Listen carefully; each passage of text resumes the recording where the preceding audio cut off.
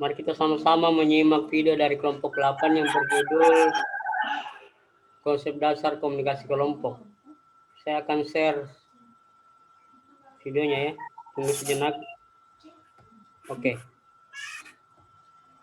Baik, sudah kelihatan ya videonya ya? Iya, Pak. Oke.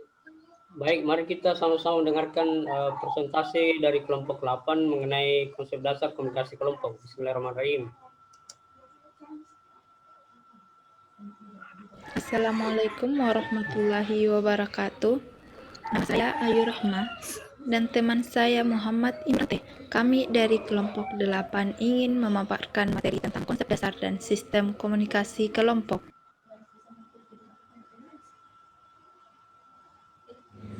Pengertian komunikasi kelompok. Komunikasi kelompok adalah komunikasi yang berlangsung antara beberapa orang dalam suatu kelompok kecil, seperti dalam rapat, pertemuan, komprehensif, dan sebagainya. Sifat-sifat komunikasi kelompok: berkomunikasi melalui tatap muka.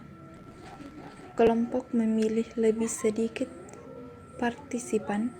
Kelompok bekerja sama di bawah arahan seseorang partisipan.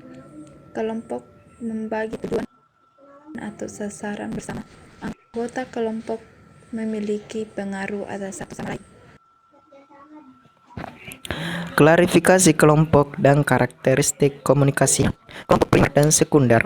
Kelompok primer adalah suatu kelompok yang anggota-anggotanya berhubungan akrab, personal, dan menyentuh hati dalam asosiasi dan kerjasama. Sedangkan kelompok sekunder adalah kelompok yang anggota-anggotanya berhubungan tidak akrab, tidak personal, dan tidak menyentuh hati kita. Kelompok keanggotaan dan kelompok rujukan. Kelompok keanggotaan adalah kelompok yang anggota-anggotanya secara administratif dan fisik menjadi anggota kelompok itu. Sedangkan kelompok rujukan adalah kelompok yang digunakan sebagai alat ukur untuk menilai diri sendiri atau untuk membentuk sikap. Faktor yang mempengaruhi keefektifan kelompok. Faktor situasional karakteristik kelompok meliputi ukuran kelompok, jaringan komunikasi, kohesi kelompok, kepemimpinan. B. Faktor personal karakteristik kelompok meliputi kebutuhan interpersonal, tindak komunikasi, dan peranan. Itulah materi dari kelompok 8. Assalamualaikum warahmatullahi wabarakatuh. Baik.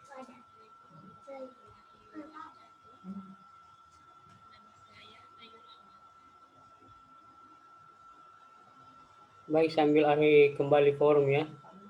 Itulah tadi penyampaian materi dari kelompok 8 yang cukup singkat dan poin-poinnya mudah-mudahan kesampaian, mudah-mudahan teman-teman mahasiswa bisa menangkap, bisa mencerna isi materi dari kelompok 8 ya.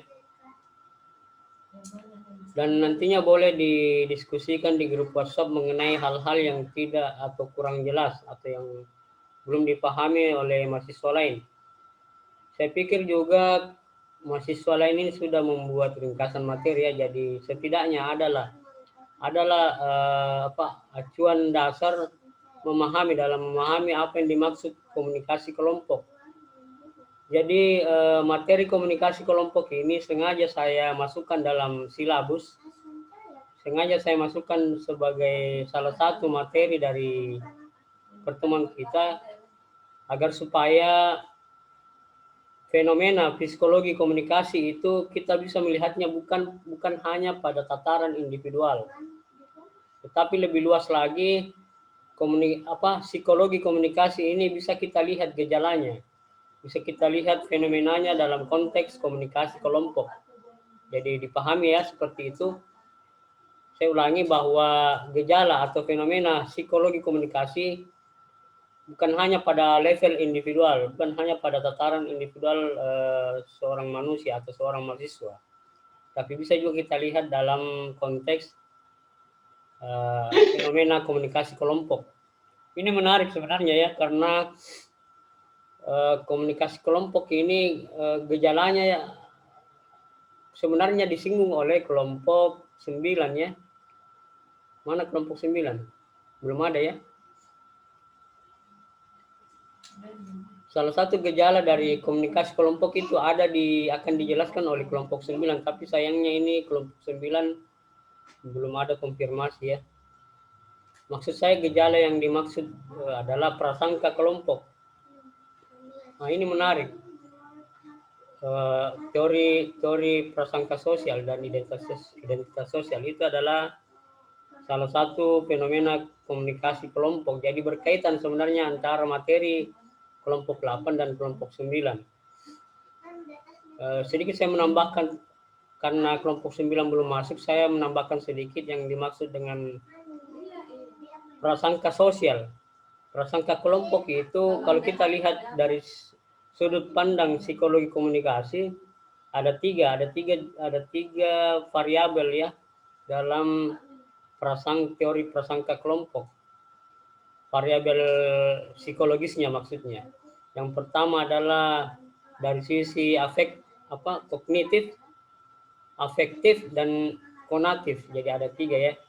Kalau prasangka yang bersifat kognitif itu dalam konteks pemikiran mana yang benar dan mana yang salah. Nah, itu yang dimaksud dari sisi kognitif.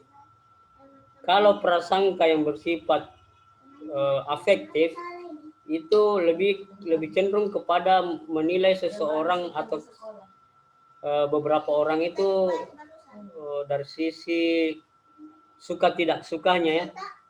Itu kalau afektif. Kalau dari segi konatif lebih cenderung kepada tindakan. Jadi bisa dipahami ya, ada 3 poin. Mohon diingat, berbicara mengenai prasangka itu ada 3 poin kalau kita mengkaji dari sisi psikologisnya. Yang pertama adalah kognitif, yang kedua adalah afektif, yang ketiga adalah konatif. Jadi